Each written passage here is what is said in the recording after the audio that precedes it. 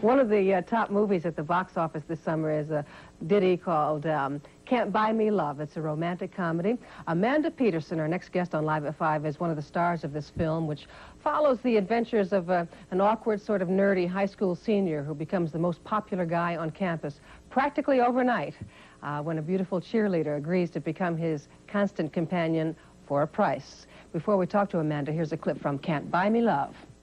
Now, if I'm going to do this for one day, we have to do something about your style. I mean, it's like non-existent, okay? Take off that hat and rub that in. Okay, take off those glasses. Go. Let me take a look at you. Aye. Nope, turn around. Oh. Still. Your sleeve. Don't worry about it. Fine. Turn around and back up. Yes, yes. Big improvement. Yes. Okay, Donald. We're ready. Oh, Cindy, one last thing. Yeah. My name is Ronald, not Donald. Welcome to Live at 5, Amanda. Thank you. As funny as this movie might be, there's a certain sadness to somebody paying someone to say, you know, help me be popular. Yeah, there is a sadness. I think that in the sense, you know, our movie really, you know, it initiates that at first, but it is also carried through the film. It shows that, you know, it really came out to be something different. And, you know, it had its advantages. Just because I think Cindy was the type of person who probably wouldn't have gotten to know Ronald, you know, without the money. Yes. But, you know, and that's unfortunate. But she did, and she got to know him, and she decided that's what she wanted to know. Well, obviously, the other thing is that popularity, or wanting to be popular, is something that everybody can relate to, whether you're a nerd or the beauty queen, etc. Whether you're in high school or you're older as well. Yeah, I think it's definitely prominent, you know, in life, you know. But I also think that it's prominent in high schools, which is really definitely unfortunate. I think that it's too bad that people have to, I mean, I tend to stay away from small groups or cliques just because I think it's really limiting as a person. Well, looking at you, I would think you would have a double prong here in that your career says you should be popular in order to work again. And also then you're still in school, so you have to deal with the real side of being popular. Right. I think that, yeah. R-E-A-L. Yeah, it's different. And, you know, I separate both of those lives also because I'm from Colorado, and so I have two different lives, basically.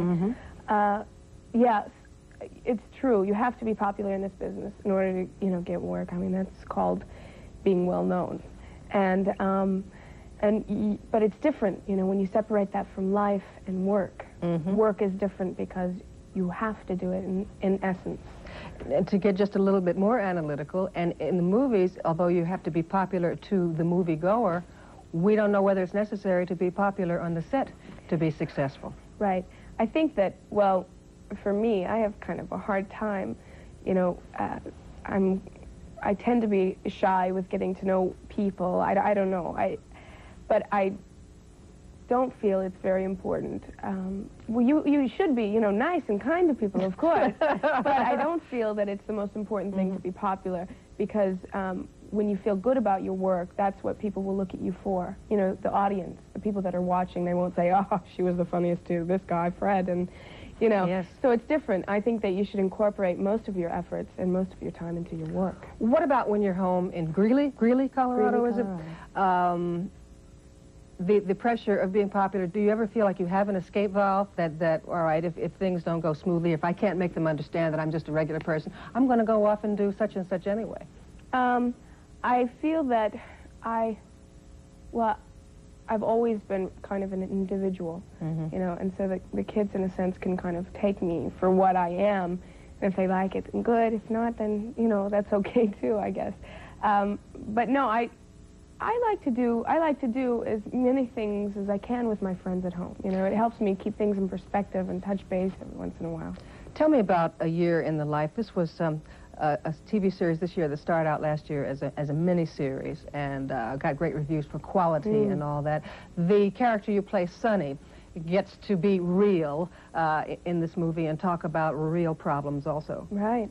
She, well, you know, she kind of epitomizes the teenage girls in America You got to deal with what, virginity, you got to deal with your mother's a single parent. Right. Well, it's really important, I think, to deal with these subjects. And I think that the wonderful thing about our writers is that it is, you know, they deal with realism. And so therefore, they're contacting the emotions and the feelings of the true person, so people watching will be able to relate. Yeah, she has to deal with problems of girls my age do. You know, there's a big question mark. And you're wondering, you know, what's going to happen next? What am I doing? And why is this happening as far, you know, as far as virginity and her sexual problems, and also dealing with, you know, divorced parents. And I think a lot of kids will be able to relate. Did, when you did the miniseries, how much of a guarantee did you have that this was going to be a series? And I mean, were people's careers on hold? Well, no, they weren't really on hold. I think that, you know, in this career, you don't know what's going to happen the following day. You have no idea. No matter what the guarantees are Right, on paper. and, you know, yeah, you never know what's going to happen. And so I think you just have to keep moving in that sense. And I would have been satisfied with the miniseries as well, because it was just, you know, it was a good piece of art. It's a quality situation. Amanda Petersen, we thank you for coming by. The name of the movie is Can't Buy Me Love, and you see her on TV in A Year in the Life. Thank you for very coming much. by. Okay, Jack? Thank you, Sue. Up next on Live at 5.